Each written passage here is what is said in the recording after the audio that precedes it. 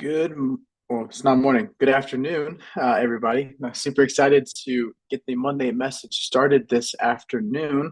Looks like we got quite a few people still hopping in here, and I'm getting a few things set up. But we have a really, really exciting call this afternoon. We have a really special guest. Mike Lewantowicz is going to hop on, and he's going to talk a little bit more to us, really on some pieces that we can really keep in mind with how we're going to grow our business this year. We know looking at a lot of their numbers, their business has exploded. So we're really excited to hear from him, see some of the points that he has. So I'm not going to take up too much time. So I just want to hop in and go over a little bit of numbers. We had a really big week last week as far as Summit goes. We actually have 3 pages. So I'm not going to go through all the numbers. I'm just going to, kind of briefly run over them. So everybody who, submitted over 1,000 last week, Jeff, Brandy, Madeline, Abigail, Heather, Hila, Danita, Camille, Adriana, Seth and Nadina Decker. That's awesome. Luke, Jepson, April, Zadok, Kira, and Alex, all over 1,000. And we're actually still going to be now we're getting into the 2,000 range, which is awesome. So Rogers and Kim last week, 2,137 over 2 apps. Jude, Ryan, Yenny, Jeffrey. Now we're getting into 3,000 from last week. Mercedes, Mallory, Aubrey, Haley, Matt, David, Andre, all over 3,000. Now we're getting, again, these numbers just keep climbing. This is awesome. Now we're getting into the 4,000. So last week, Tom, Dave, Sabrina, Adam, Jeanette, all over 4,000 last week and over multiple applications, which is great. So they're writing multiple policies, they're staying busy. Now into the 5,000 range, we have Aaron Wilson, Nick Greco, David Flegels. I'm trying to remember, I think that might be a little bit of a typo, but David, they're actually at 6,000. And then, top there, number 6 right there is Carlos at 7,509 over 5 apps last week. So now let's get into the top 5 submit. So we see there's a lot of numbers there. Now top 5, excuse me, is Janet at number 5 with $8,941.44 over 8 applications last week. Number 4, Cleo, there with $10,205.02 over 7 applications. That is awesome. Mike Guerra, Batman himself, 11,852 and 40 cents over 8 applications. Boss Man, big boss here, Steven, with $12,286.20 over 9 applications. And then number 1 last week for Weekly Summit was Jeremico, there with 18,342 even over 12 applications. Way to go, Jeremico. That is awesome. All right, so now we're gonna hop into my favorite slide, all right, which is the paychecks. Right, that's get to see all the fruits of your work there. So number 5 last week, Rogers and Kim Schroeder had a paycheck for $4,101, which is awesome. Number 4, David there with $4,168.13. Janet there with $4,951.04. Mark Hutchinson, $5,384.45. And number 1, I mean, we saw the submit that he did, Mike Guerra, $7,595.19 last week deposited into his bank account, which is awesome. And so here's our top 5 year to date. I won't go through all the numbers here. We have a little bit of adjustments here. Nick Greco there moved into the number 2 spot there, a little over 150,000 for the year. And then Adam and Cindy Burge still with a commanding lead with 224,000 year-to-date production so far. So way to go, guys. Then the last slide here, Freedom Leaderboard, recruiting, right? Last week we had Brendan, Brandy, Rodrigo, all with 1 completed fast track. Adam Burge had 2 completed fast tracks. And here at the base shop, we had 8 completed fast tracks with 2 contracts from those numbers. So that's all the numbers that I have. Again, really great productive week, team. That was awesome. Really encouraging to read those numbers. I'll post those numbers there in our Discord chat as well, so we have those. So way to go, team. And like I said, we have a really special guest, so I'm not going to take up any more time than I need to. So Mike, are you on? Can we hear you? I'm here. Y'all hear There me? you are. Awesome. Awesome. Awesome. All righty. I'm gonna add the pen. There we go. Awesome, Mike. Well, we appreciate you hopping on. We're really excited to hear, the content that you have for us. So I'm gonna mute out. I'm gonna hand things over to you. If you need anything, just let me know. But feel free to take the reins, man. All right. And Chandler, I love interaction. So I've got stuff here. So I don't know if you're getting questions from people on your team. I don't know if there's a chat here. So if I hit a nerve and somebody's got something, feel free. I mean, if they relay something to you, Chandler, love to address anything else. I'm here to help you guys. So I've got some things that I'm definitely going to share with y'all, but definitely if we got any feedback, stop, interrupt me, put something in the chat, text me, whatever. I'd appreciate it. Some of Yeah. y'all know me and you got my text. So, okay. All right. Well, hey guys, happy to be here. Happy to serve Steven's organization, Holly's organization. Steven's done really cool things for our team, which I appreciate. He has been a steady, loyal component of the Alliance, really part of the OG, going back from when we kicked off the Alliance in August of 2002, 22 years ago. He was there and ran fast, made things happen, and has been a steady player. And he's got an organization that shows that. He's got an income that shows that. And so my biggest thing is to say, hey guys, one, I hope you appreciate his steadiness and Holly's. I hope you appreciate the loyalty that they've shown, not just Andy and Jane, but the Alliance as a whole, and really each of you. His loyalty and Holly's loyalty to y'all through what they've done it's to the entire team. So I hope people see that, appreciate it, because you know what? Gratitude is it's an enabler of growth. I find that sometimes if I've been stuck on something and I've been messed up because of this one thing, or I felt slighted or didn't like this or that, I found I spent time dwelling on that. And if I didn't have the gratitude for the bigger picture, it held me back. So I hope y'all see that and appreciate that and don't lose sight of that. Some of y'all may be newer, just getting rolling. I love that we saw a number of people. By the way, you guys were out working. We saw a number of people hustling. Some of the names I know out there, I certainly know, Jeremico, my buddy. I can remember first time I really got to know Jeremico was over in Punta Cana. Remember him getting fired up about getting a manicure. And so I just remember getting to know Jeremico then and just watching him as a steady producer coming in this week, leading the pack with submitted business was pretty cool. Certainly, Steven's not afraid to lead from the front with what he's doing business-wise. And I got some other things I'll probably point out to you. As you're here and you're selling, you guys have some wonderful people that have great skills in selling and the ability to teach, starting with Steven. And I've seen Jeremico train. I've seen Mark Hutchinson train. I've seen people, and I've seen Mike Guerra going out there taking time to serve people one-on-one. So you got an amazing group of people that are good at helping families to learn from. I don't know that you need my input on that. So I'm going to kind of hit you in some different areas input-wise. And if you're here, I'm hoping that you're here because, hey, I realize I'm building a business. In case you didn't know that, you are now self-employed. You are a business owner. Well, I just wanted a job. Well, sorry. Oops, too late. Sorry if I'm the first person that told it to you, but start thinking like a self-employed person. Nobody's going to do it for you. They'll do it with you. They'll help you. They'll guide you, but welcome to business ownership. And so in that, hopefully you understand that. And hopefully you see and understand your job, if you're doing it right, is to be building passive income. So how are we doing that? Well, at first, like, Mike, I don't know about passive. I'm just trying to get some kind of income. I get it. So that's where getting your calendar in line to where you're thinking.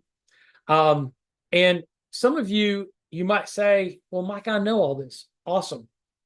Who have you been teaching this to? Because sometimes we woke up and somebody taught it to us. Maybe we learned it on our own. Maybe you got it from your parents. But here's a challenge I see is that you might be putting together a sports team, but maybe you've forgotten to make sure that this person on your team knows, like how to use a calendar, right? Do you treat time like you treat money?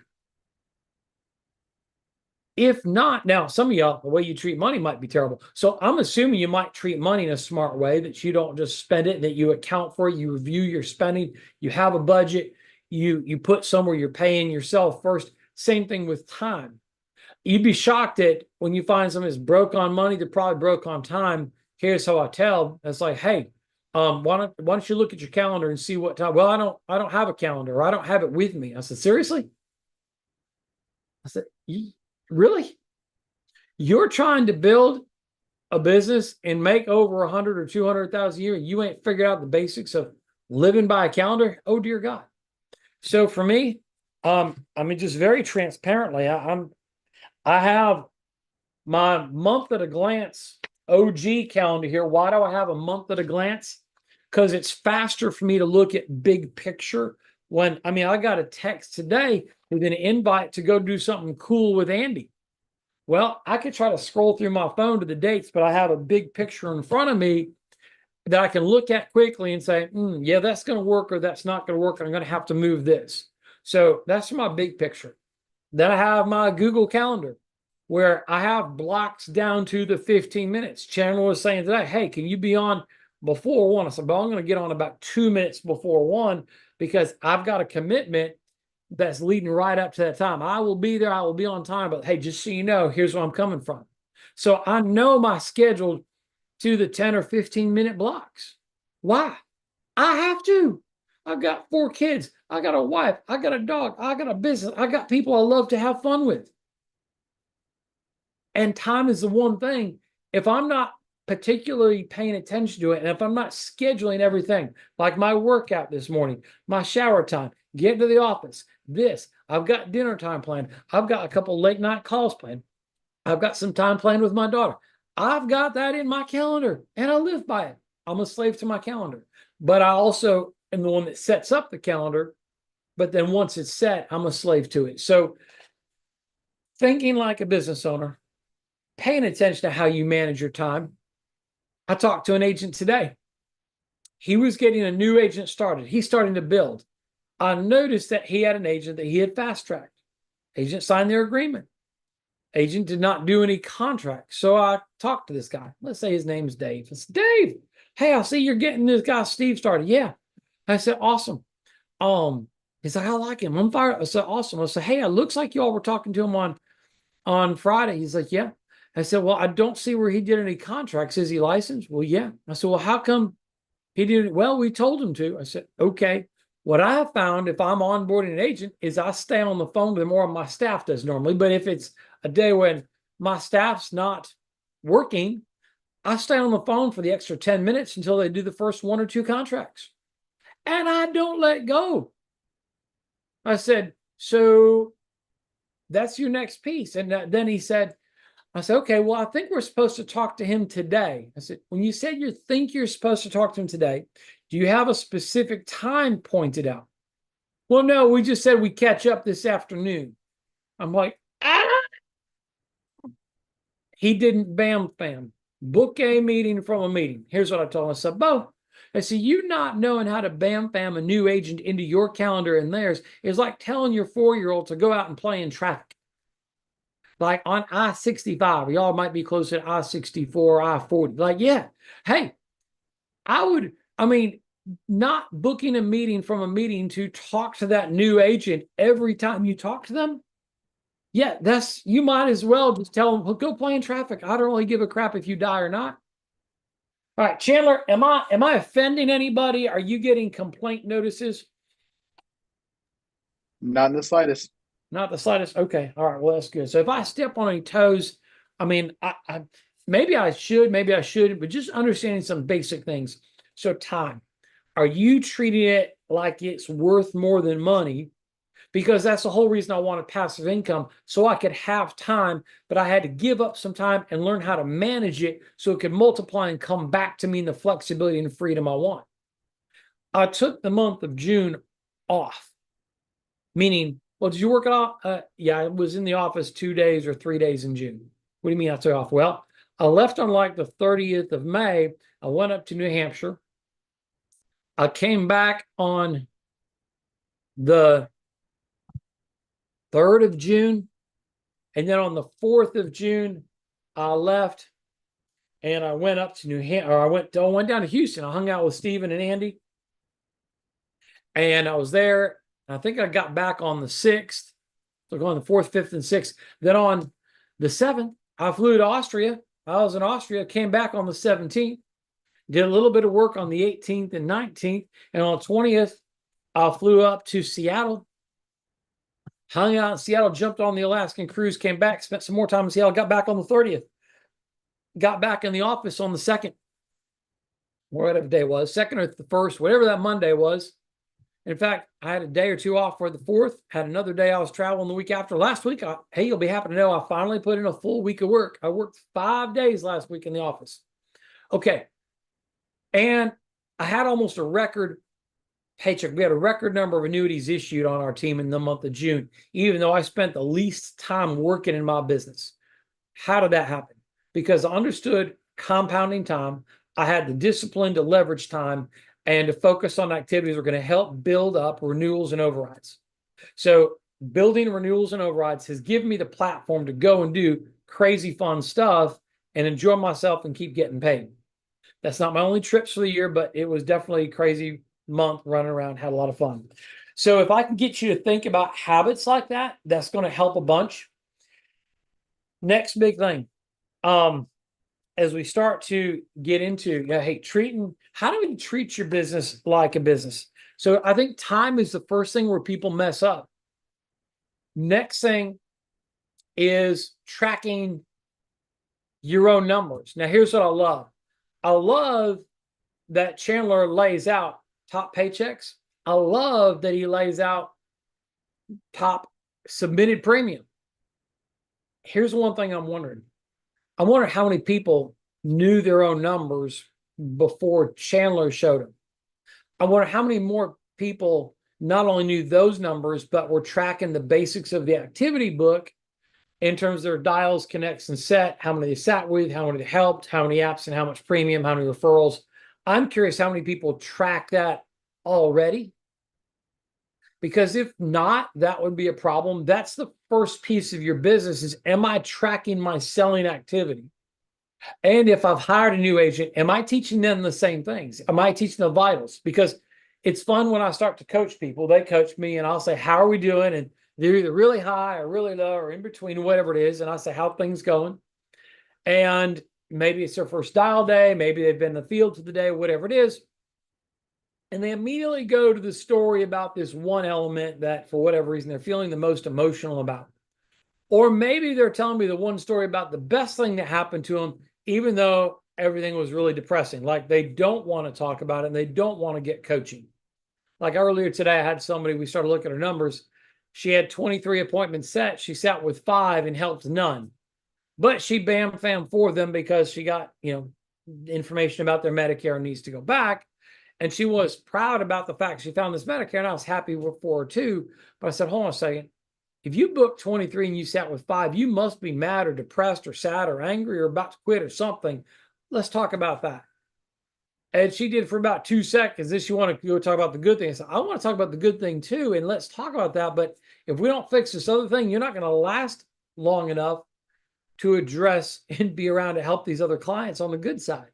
So we have to focus on knowing what the numbers are, knowing what the reality of our situation is as we're selling, if we're going to be effective. And if you're a leader talking to somebody, you have to be good at helping them address their reality. If you fail to help them address their reality, that's a dangerous point.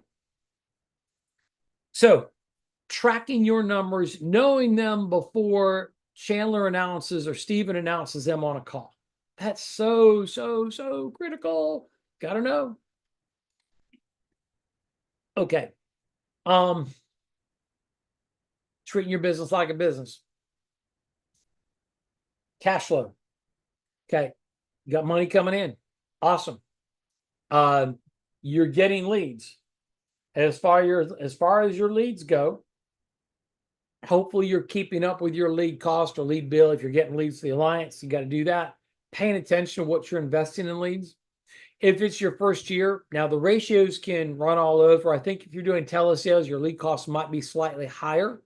And there's general metrics to pay attention to. For a new agent getting rolling, I think your lead bill is probably going to be in the 20 to 30% of your revenue. So if you say, hey man, I expect to be making $2,000 a week, well, I would tell you, you probably ought to be planning 20 to 30% of that is what you're going to need for lead investment. Well, that's about $400 to $600 a week to make that 2,000. Well, Mike, I don't have 600. So didn't say start there, but if that's where you're trying to get to, that's what you need to be focused on. Is how do I start, and then how do I reinvest and ramp up my reinvestment and activity to get those results? So you need to know, well, how much am I putting toward leads? Now, if you have a lead system that's more efficient and working great, awesome. To be clear, that's fine. But whatever ratio you're experiencing in your first year is not going to be as good as in your second year.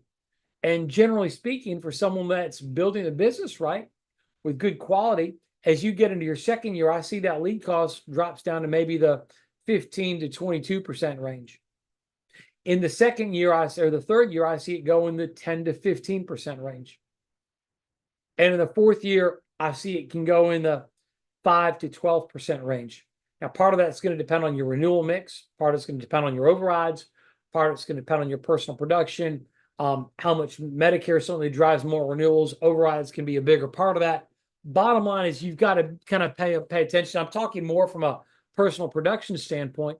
So I hope you're coming in with the idea of, I'm here, I've got to invest in myself on the lead side and have the right mix of fuel to get the proper results. I know Steven does a number of things to help equip you guys and plan leads. That's another big thing. We start thinking like a business. What am I doing to plan my leads ahead of time? Now, I have some people that are pretty smart. Like if they know they're going to be dialing and working on Monday, they're planning their leads for Monday on Friday or Saturday. Some are doing it Sunday night. Some are doing it Monday when they're supposed to already be dialing. If that's you, just wave to yourself and be like, yeah, that's me. Okay, not a good plan. You've got to take ownership and make sure your lead plan is before you're working, and make sure you have clarity on that and make sure you're ready to roll. Lead planning, it's got to be done. It's got to be in your calendar. You can't be reactive. Well, I checked. I thought the leads should be there. Well, they weren't. So what do we do? Like, you have to react sooner. That's a fault I see a number of people is they don't react fast enough. They're too passive. You have to be a little bit control freak. Just like if you're running a restaurant and you know you're supposed to open with a new menu on Monday, well, Sunday you should be looking, did the food truck show up? We're serving lobster tails. Did we get fresh lobster on Sunday night or Monday morning? No. Well, crap. I guess we're not going to have a lobster special unless we can figure out where to commandeer some lobster, but better to make sure it's in there on Sunday night or Monday morning than at 4 o'clock when your restaurant opens on Monday. Speaking of investment,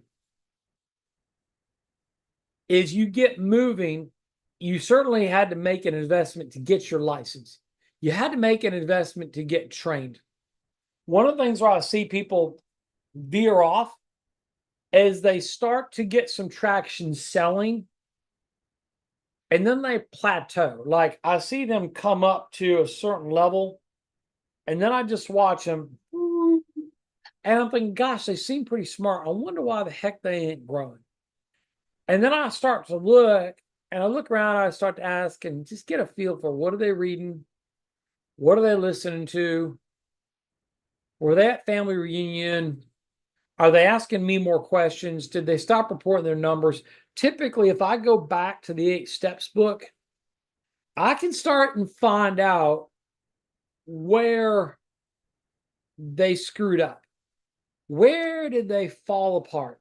Where did they get like almost cocky or prideful? And they started or they just forgot, oh, wait, the way I got to making $3,000 a week was because I did everything that was in this book. And then they just kind of fell in this path and they've never challenged themselves to take it another level higher. They stopped asking for guidance or what am I missing or how can I be better? Or they just got comfortable with that 3,000 a week income and dropping 500 on their leads and saying, 2,500 a week, that's good enough. So, dear God, 2,500 a week is tough to live on, in my opinion. I mean, if you can, God bless you. So here's some things where I see people mess up. Maybe they're still doing the work, but if I look at, hey, personal use, okay, I'm glad you got the same term policy you had when you started a year ago. Have you upgraded? Do you own an IUL? Have you taken care of protection on kids? Have you started to teach your kids why an IUL is good? Do you know a kid could be paying for their own if they have a checking account and they're 16, like you could have them making their own premium payments. I've got one in college who's got her own IUL and is paying for it with her own money that she makes. So, personal use, what are you doing to teach within your family how that works? Work, maybe you're like, Mike, I'm working just as hard as I got started. Everything's good. It's not a work issue. Okay, maybe it is. Or have you gotten more efficient? And because you're more efficient, you're just kind of coasting when you could be doing more to drive things up faster. I don't know. How are you doing at listening? Like, if you caught one of last week's TWCs or activity calls, or maybe you did miss it, did you go back and actually listen to it? Did you sit down and say, I'm going to make this a priority and get over it? When you're driving, are you listening to your, what's the green icon, Spotify? Or are you loaded up with podcasts that are going to help you drive value business-wise? When it comes to reading, hey, if anybody here has picked up on this estate planning side of things, tell you what, there's a lot to learn. I've had to increase my reading habit because I realize how much I don't know on the bigger problem-solving tools that we need to become more familiar with. I've got a stack of books I got to get through. If I'm feeling that way, I hope you are too. I hope you have a sense of urgency about it because the next massive wave of growth in our business is coming from people that have picked up on this. Now, some of y'all are just getting started. You're like, well, what books are you reading, Mike? I've given that list to Stephen. And so if you read some of the basics that you need, hey, Stephen's got this list of about 4 or 5 titles that I'm getting through that you should too if you're in this estate planning side of things.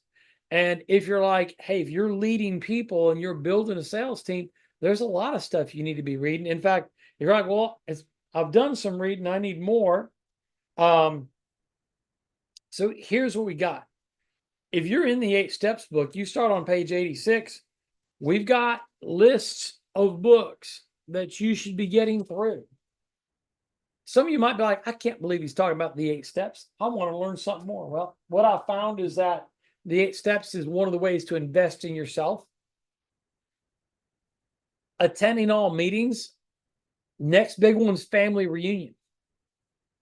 And it's like today I was on the phone helping somebody plan his plane ticket to get there because I know it's important for him. And I know it's important for you or someone else on your team. So if you're like, well, Mike, I'm going, good. If not, I'm sure you got a good reason. I'm sure you've justified why not. I'm sorry that you have, but I hope you can figure out maybe what you need to learn and why you should be there. And if you've got someone on your team that needs to get there, I'm hoping you're asking for Stephen on guidance on what do I say to this person to help them grow. And if you're here, you're like, I don't know about all that. Okay.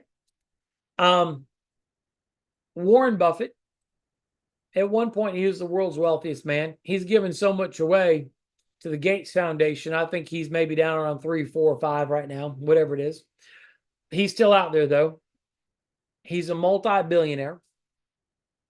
And he still says, anytime he teaches people, they're asking, what's the number one investment I can make? And he doesn't go to a stock or a mutual fund or the Berkshire Fund. He's just like, number one investment you can make is in yourself. And so if you're not investing yourself to read, to listen, to attend meetings, to really grow who you are, whew, unless you're already a billionaire. And if so, I'd be surprised that you're tuned in today and listening. So my big thing for each of you here is, hey, how are you doing on investing in yourself? How are you doing at being intentional about what needs to change? Have you been on just kind of on this treadmill that's steady, but you're not seeing? Now, maybe we just need to keep staying steady. Maybe we need to change up your diet a little bit. Maybe you need more of something. Maybe you need less of something. Oh, this was big. Association. I can remember several years ago, Andy saying, write down the top 3 people you need to spend more time with. And I was all focused on that. And then he said, write down the top 3 people you need to cut out and spend less time with. Who are the people that are sucking time from you, sucking emotional energy, sucking money, and not creating any kind of return? Who's that? So that's something I would be paying attention to. Who do you need to spend more time with on the association side? Who do you spend less time? I could ask you something. You said, Mike, I'm great at reading. Well, what are you reading? Anime comics? That's fun. Unless you're like in that world and it's giving you money, I question how much time you're putting in there and what do you need to change in your diet? I listen to a lot of cool stuff about sports. Awesome. How much money does your favorite sports team send you? Right? Hell, I did not know Andy Albright was a huge NC State fan until around 2012, 2011. I didn't know he's a big NC State fan until then. How come? Because he wasn't big on putting a whole bunch of time and money into NC State sports and events until he had several $1 million in his name. He waited, he delayed gratified until he got after it. And then he started going up and showing up big time, getting front row seats, being a major benefactor to the school, getting buildings named after him, spending time with the coach. I mean, hey, look, it was, again, it's like people know Andy is a big NC State fan now, got his Jets. Dude, he went 12, 11, 10 years before he became a huge fanatic about NC State. Some of y'all want to be a fanatics every day about your team, yet you ain't worth 500,000, let alone several million. Yeah, I'm just saying. So thinking about your business like a business. Recruiting. Okay, by the way, I will be at Family Reunion. I will be sharing some very, very specific things about interviewing, recruiting, helping identify with someone that's licensed already and working with another company, where they're at, what their pain is, and why what we offer can help them win with us and what's significantly different.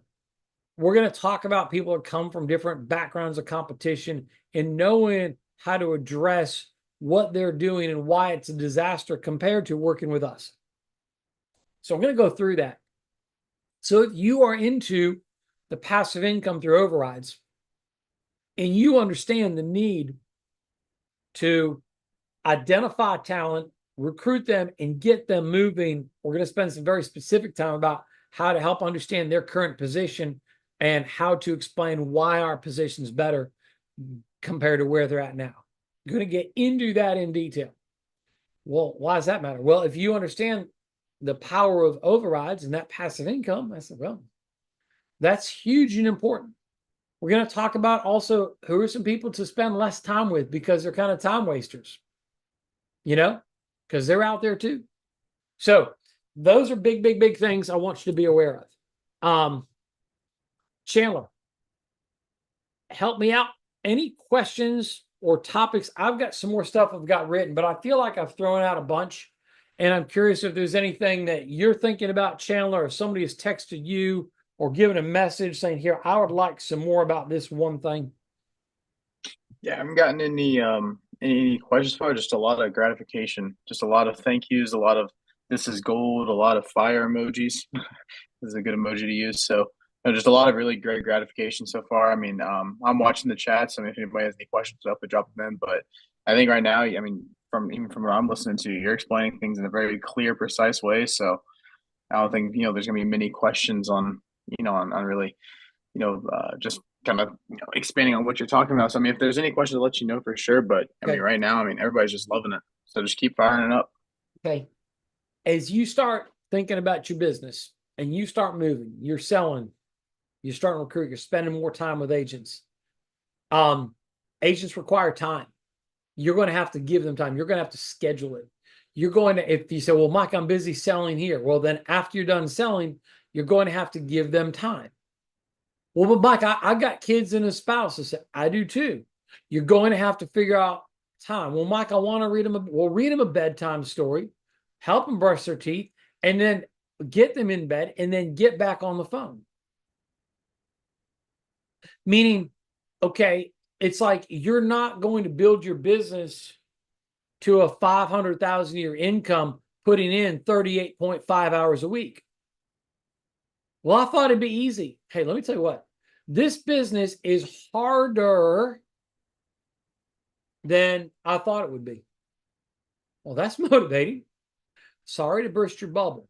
It's harder than what I thought it was going to be. But you know what? It's way better than I could have imagined. When I left my job to go full time, I was banking on the fact that I could get to 150,000 a year and hoping I could get to 250. Believing in a 150 and hoping for 250. I had no idea I'd be pulling in $80,000 to $120,000 a month, with the idea I could take that to 150 to 200,000 a month. Had no idea that that was a possibility. So it's way harder than I thought, but then way better than what I could have imagined. So I share that with you. And part of the hard part was juggling time, because I wanted to build the business for time, but I had to give my business more time and my family less time so I could have more time to give with my family later. That's been a huge thing. Last weekend, not this one we just finished, but the weekend before, my son's been big into roller coasters. For his birthday, he wanted to go ride some more coasters. He's not been to Six Flags over Georgia. And with between that and Fun Spot, I think he was going to add, I don't know, another 15 or 14 unique roller coasters to his index. In fact, I guess he was excited because he was going to be riding his 200th coaster. Well, guess what? I didn't have to ask anybody's time off. I said, okay, boy, let's drive down there on Friday. We'll ride coasters all day at Six Flags in Atlanta there, and then we'll go to the Fun Spot place, the other coasters you want to hit that Sunday, head on back. Mind you, again, here I am. I took the whole month of June off. I've got big stuff happening, a lot going on, but I can still do that, and I can have great time with my son riding that, which coaster was it? Twisted Timber? I forget now. Holy cow.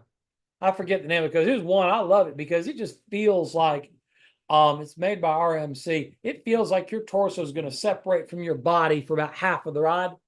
It's just pulling, right? It's just fun. I think we must have ridden that coaster at least 8 times and just had a blast doing it and just being there and having fun. And that was his 200th coaster. So he's wearing a special shirt his sister made. He's holding up a sign on the front of the coaster. The operations people, the coaster, announcing, make an announcement on his behalf, just congratulating him. So he's fired up. We're just having a good time. Being able to be present there is cool. But I had to give up some of that presence way back when he was younger. Like when he was 6 months old, I can tell you he don't remember if I was there being the one that wiped every bit of his butt. I had help. I had babysitters, nannies that helped us out and took care of the kids so we could put more time into our business. So I could take more time traveling to see an agent, working through coaching agent on a dial session, taking a call from an agent. Generally the rule was at dinner time, if I was in town, I didn't take calls. However, if I knew an agent was likely in a home, I might keep my phone near and I would take that call and I would say, "Hey, Joe, are you in a home?" "Yes." "Okay." And I would step away from the dinner table, help them come back. If they weren't in a home, I would say, "Hey, I answer your phone because I thought you might be. I'll call you after dinner." That was me. Now, some people say, "I would never, never, never, ever take a call." Okay, that's fine. I'm not telling you what you should or shouldn't do. That was what Noel and I negotiated. And that meant that I did take calls and provide help later on in the evening. And I had to be present for other agents, and I had to give up time with my family to get more time with my family. See, I have some people say, "Man, you don't understand. I really want this business because I want more time with my family. So I can only work these 32 hours a week." I said, "Bo, you don't get it. The way you get what you want is you give up some of what you want in the future now to get it." So I had to give up time now to get more time later. I had to give up money now to get more money later. I had to give up some relationships now to have more time to build those relationships later. It's part of the deal. So if you want to build something big, you're going to have to hunker down. I had to hunker down. It was way worth it. Didn't always feel worth it at the time, but it was. So as you need more time, there's another way to buy time, and that's hiring staff. Guess what? Hiring staff sucks, but you're going to have to do it. And you'll probably suck at it at first. You'll probably hire some idiot thinking that they're good, and then you'll find out they're an idiot later. Or maybe they'll be good for a while, and then they'll disappoint you. Or maybe, again, maybe you'll get lucky and find a good one off the bat. But you need staff. You need more hands that can help you multiply. And if you're the best sales trainer, the best recruiter, the best selling agent, the best appointment setter, you need people that can do all the other crap so you can focus on the stuff that you're good at that drives more results. Contracting, that's the boringest thing to do. I have staff that does it. Now, I'm not afraid to get my hands dirty. And if my staff's not available on a Saturday and I'm doing an interview and I want to help get this guy moving, I'm going to do it, to be clear. I'm not above getting my hands dirty. But I'd rather my staff do it because that's maybe $15 or $18 an hour time, whereas my time's worth $100, $200 an hour or more. So I have to make sure I've got other people doing the 10 or 15 or 20 or $25 an hour stuff so I can go do the $100, $200, $300 an hour stuff.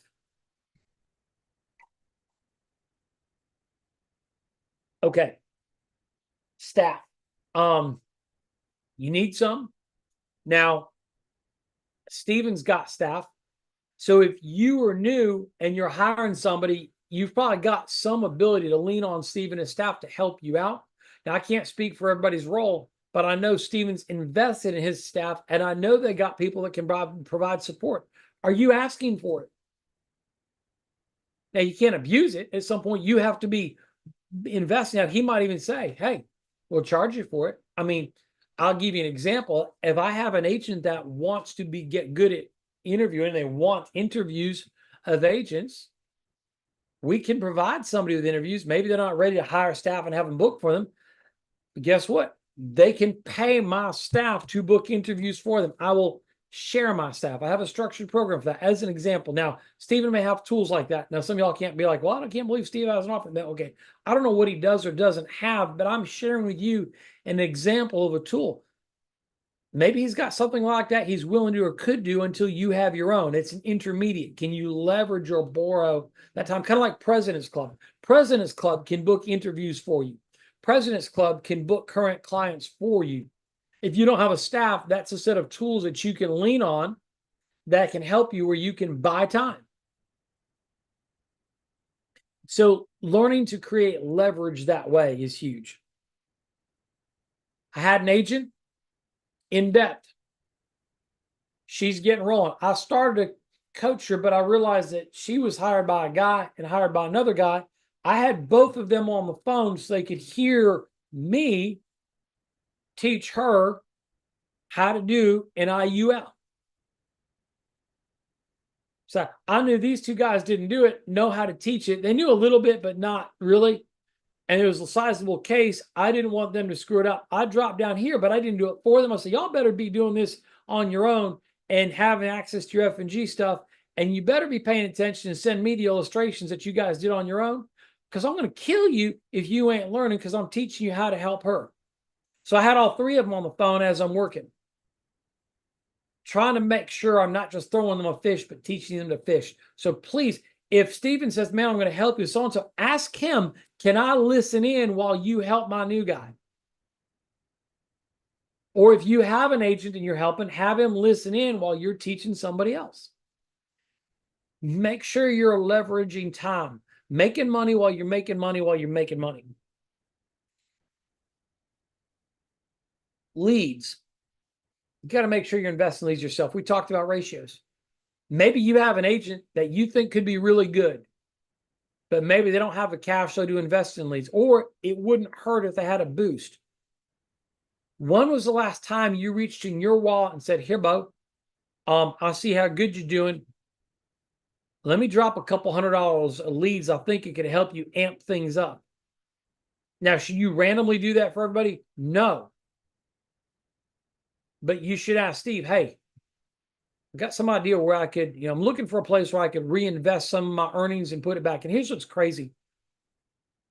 Up until February of this year, we'd always had this thing called lead overrides, where we shared in the cost of leads naturally for a direct mail order. Now that doesn't exist. And if you're new with us, relax, it doesn't happen. But you know what? Some of us, we're used to naturally sharing in the person's lead cost. But now that that's not happening, that's freed up money we can intentionally reinvest in the people that we want to. It's an expense we don't have anymore that you can choose to redirect if you would like to. Have you looked at that or considered that, or tried to provide a helping hand to a person that would benefit? So leads is another form of investment that you can leverage. Family reunion, understanding that if you're going to try to help build your team on your own, it's going to hurt. I realize I can't be all things to all people. Not everybody thinks logically and sequentially like I do. That's probably a good thing. But guess what? I can't relate to everybody in the same way. But when I get people to family reunion, they will learn and grow in ways that I can't help them with, that helps me in my business. So I understood the power of helping every agent, promoting it and get a plan. I was on the phone today with a guy. He's got the money to go. He wants to go. Hell, he ain't ever booked a plane ticket in his life. I'm walking him through how to book a plane ticket. He's sending me screenshots. I'm like, yeah, you got to click through this to get to that point. And then, yep, that's what you do. He's just never done it before. He's 21.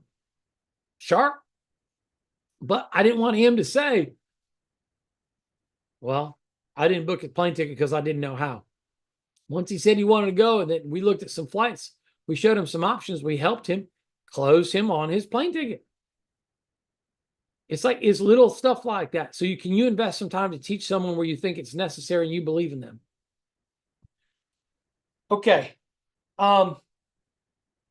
These are the big things I got. I'm sure there might be more, but I'm hoping you guys are thinking about how can you treat your business more like a business? Where can you reinvest a little bit more? Where can you take another step to help? Chandler, if there's no other questions, I'm going to probably let y'all call it a wrap here. Sounds good to us, man. Yeah, I mean, appreciate you hopping on. Yeah, I haven't seen any questions. Yeah, we'll probably have some come afterwards too, so I might end up texting you over a few and see if I can get some responses for them. But no, we really appreciate you hopping on, man. We really do. We're recording this call, so we're gonna send this out to some of our agents who are really looking at building their own business. So we really appreciate it, man. We really do. Okay. All right, guys. Sounds good. Hey, if this helped you, come see me at family reunion, shake my hand, give me a fist bump. We'll talk then. Take care, guys.